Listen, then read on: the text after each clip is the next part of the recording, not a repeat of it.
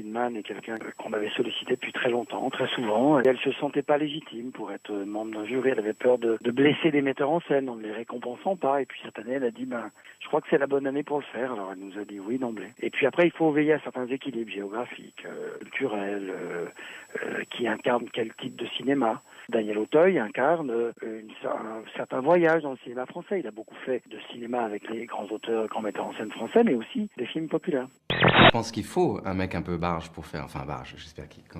C'est que du bon, ce que je dis. Mais il faut quelqu'un qui a un culot, des idées qui se bousculent, du risque, tout ça pour faire L'écume des jours. Et c'est vrai que la fantaisie et la créativité de Gondry est tellement considérable qu'au final, quand on regarde le film, elle se confond avec celle de Vian. J'étais pas du tout connu. Pour moi, c'était quand même un gros morceau de Faire Ayam. C'était leur deuxième album. Et j'étais un peu nerveux. Et ils avaient été très sympas. Ils étaient assez chambreurs. Et puis il y avait ce côté marseillais avec l'accent.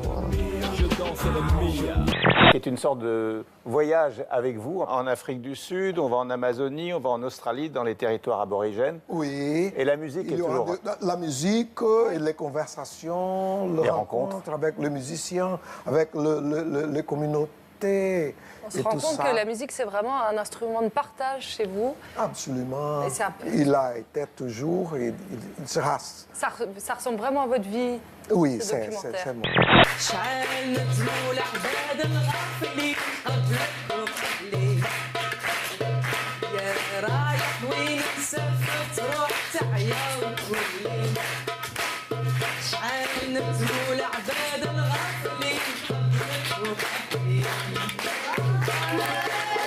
Je crois, Eric, que le fait d'embrasser une femme dans le film, ça vous a un peu effrayé, quoi. J'étais pas super à l'aise. Ouais. Après, quand ta partenaire de comédie romantique, c'est Sabrina Ouazani. Une très belle jeune femme. Tu y vas avec un grand plaisir, quoi. Tu oublies la caméra à un moment donné.